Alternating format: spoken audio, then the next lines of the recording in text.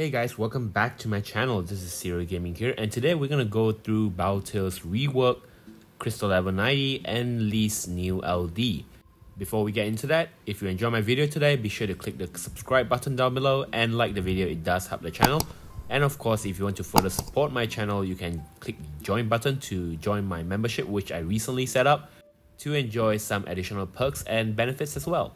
Alright, so guys, let's get started. We're gonna start with Balthier here. Balthier doesn't get any rework on his skill 1 and skill 2.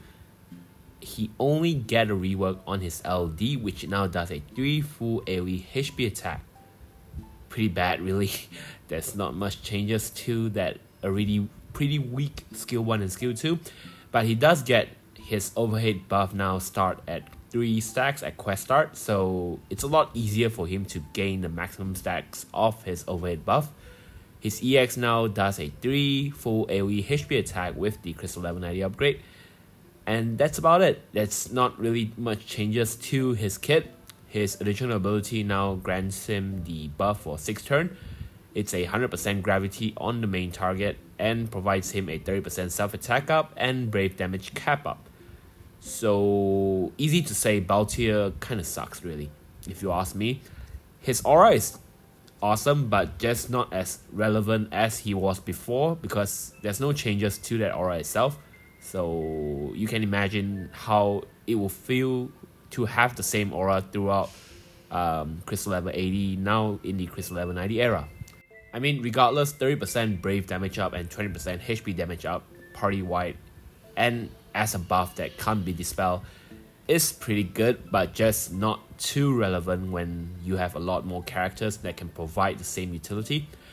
And like I said before, Balthier is really weak even if you consider him a supportive damage, because all of his skills only has the maximum of the HP dumps in all of his skill is only 3, which his LD and his EX as well as his skill 2. His skill 1 has 2 HP dumps. And to be honest, the only reason you want to really use him is his utility, where he can help cleanse your entire party with his LD. And of course, he can dispel the enemy's buff with all of his skill. He essentially steals their buff. So like Yuffie, just a little bit just less good as a character. I mean, I'm a Yuffie fan, don't tag me or something, but anyway. Balthier, I really can't recommend him because he has very limited utility. Like I said, the only reason if you want to bring him is because of his way of dispelling buff and cleansing your entire party.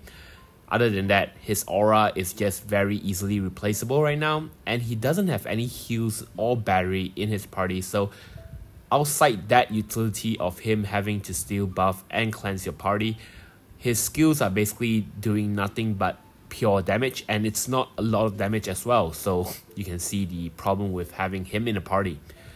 And he actually has a bravery refund in his kit if he has 5 stacks, but the funny thing about this is that the bravery refund is only granted to Balthier himself, which is so weird because considering the fact that Crystal Level 90, there's a lot of characters already provide a bravery refund to the entire party, like Guy or like Rosa. So essentially, to have Balthier being cut down like this it just feels really bad, because considering how good he was during the early release for us global players for his LD, so you would expect them to at least give him a decent rework where he can at least be more usable in the party. But honestly, in my opinion, like I said, unless you're going for that specific utility, he's not really going to be any much relevant for you to justify bringing him in the party itself. Alright, moving on from Balthier, we're going to talk about Lyse, another character that I like a lot, but I have a lot of complaints to talk about. Okay, so Lyse, first of all, we're going to go through her rework. Her skill 1 now add 3 usage to her skill, and it does a 3 AoE split HP attack. The rework also adds 2 usage to her skill 2 and the first form, which is the Riddle of Fire, where she will be using it to grant her the buff itself. Now doesn't consume ability use, and it provides more battery to the entire party. The second form, which is the Fire Tackle, once the Riddle of Fire buff is active, it'll perform a 4 single target HP attack with 50% splash. Okay, so one good thing about this rework is that the fact it doesn't consume ability use, so you don't have a reason to actually use her free skill on her additional ability right now, because of the fact that you don't have to be afraid of it expiring unless you're concerned about Lyse taking more turns, where the orb might be an issue. But other than that, it's not really a huge issue on her longevity anymore. Alright, so follow-up will be her EX with the Crystal Level 90 upgrade. The base EX now does a 5 AoE HP attack, and the EX Plus now does a 7 AoE HP attack. So both versions actually still batteries the entire party as well. And it actually improved the Purification skill, which is her skill 1, her bravery attack once you have 5 stacks of her overhead buff. Using it now extends her own buff by 1 turn and extend the Feast of Fire by 2 turns. So even more likely that you will not use this free skill on the additional ability itself. So for those who never used Lyse before, essentially when she has 5 stacks of her overhead buff, you can choose to either use Purification, which is this new bravery attack, or you can use that EX Plus version. So that's one of the reasons why I include the base EX version, to let you have a glimpse between whether you want to choose more damage at one particular skill or you want to choose this buff instead. The Purification skill also provides Lyse a 40% HP damage up, and of course, like I said, free skill for the next 2 turns. So pretty solid in her longevity, because a lot of free skills, a lot of buff extension, and she can have even more free skill if the party takes up a lot of turn. So Lyse's additional ability with the Crystal Level 90 upgrade now does a 40% self attack up and 40% self brave damage cap up, which really sucks because to me she's not exactly the main damage dealer, and you're not running her for her to perform her own attack. You're mainly running her to provide a very supportive utility to your entire party.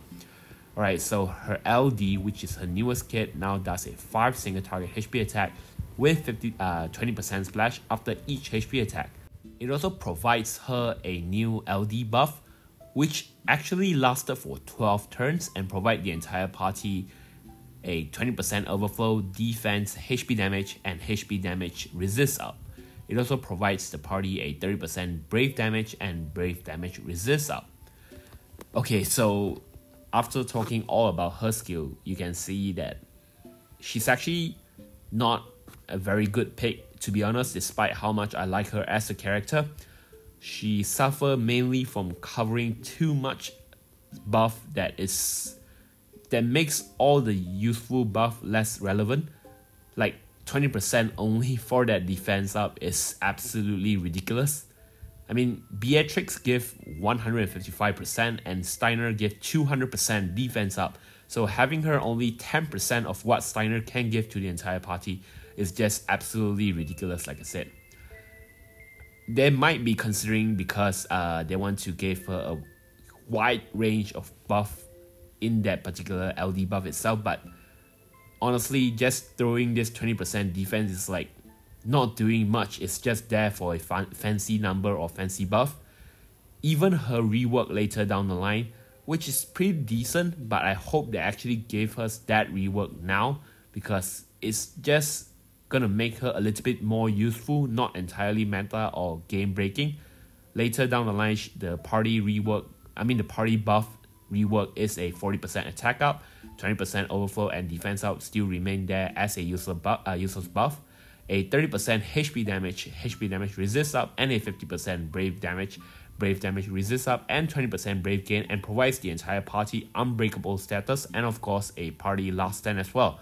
So like I said, the rework later down the line for Lyse LD buff is decent if you release it now, not later, because she's not gonna be very usable again during the FR era when you only changes this buff and add a little bit more HP dumps to her kit.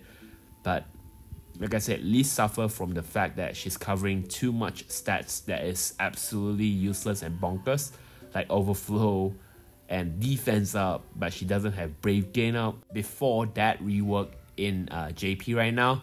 But enough complaining, I'm just gonna pull her anyway because like I said, she's a favorite. I even blew her in my JP, although I didn't use her a lot. So Lyse, despite being quite a normal supportive aurabot, she actually has a specific way to abuse her kit. This strat is actually discovered by Alphanaut Levalia, one of the content creator from JP and Global Player. So essentially, Lyse has that particular kit where she can abuse her skill 2 spam as long as you can have her at 6 frame buff before she uses her skill 2. So what it does is she can just spam that skill 2 until one of the frame buff goes off where she can finally apply her skill 2 buff. But before that, her skill 2 will be an instant free skill and instant turn as well. So with that in mind, you can actually abuse her with units like Kain and Freya, where they can have more follow-ups with Lyse, with this effect from Lyse. And of course, you can just abuse it in another way where you bring a unit that can buff the entire party, that can apply the 6 frame buff to the entire party. And by doing so, you can actually not use Lyse skill 2 when the buff goes off and only focuses on her skill 1 and her EX maybe, but only use her skill 2 once all the buff has been applied so that she can always use that skill 2 to abuse that free turn and free skill. But other than that, for a normal route, she's more suitable with units that have Brave Gains since she batteries a lot and she doesn't have Brave Gains in her own kit. So Brave Gains definitely help her with providing more batteries to the entire party. And of course, you can also further boost her own turn hogging by actually running her with a turn hogger, because Lyse Purification, which is her skill 1, highly depends on her overhead buff stacks. So it increases every time an ally or Lyse herself perform a skill. So with this in mind, you can actually use the turn hogger to bring up her her overhead buff to 5 turn every time she gets her turn, so she can use it on the purification instead of focusing only on her EX. The best way is actually for her to apply the purification buff at the 5 stacks and then gain another 5 stacks to actually use her EX plus version so she can deal the maximum damage with that HP damage up. So what about you guys? Are you guys pulling for Lyse? Lyse does come with Snow's BT, so that's a huge plus, I guess. Balthier sadly only comes with Emperor's BT, so unless you don't have his BT previously and you want his BT, I don't see a reason to really pull for Balthier. So as for Lyse, Snow's BT is really good, but you can always wait for Cisne or Raijin, which is a lot stronger later down the line. Lyse and Balthier both are really just very mediocre character. Even as a Lyse fan myself, I don't really recommend pulling for her. But anyway, leave a comment down below and let me know what your plan is. I personally, like I said before, despite not recommending, I would pull for her with my tickets and hopefully I don't have to spend too much. I am a little bit hesitant on whether or not I should spend some gems on the banner because I want Snow's BT, although I know I really want Cisne and Raijin as well. So it's gonna depend on my patience, I guess, whether or not I'm willing to wait out for Snow's BT or I just want to pull it right from the start. Alright guys, so that's gonna cover up with my video today. Thank you guys for watching and I'll see you guys in the next one. Cheers.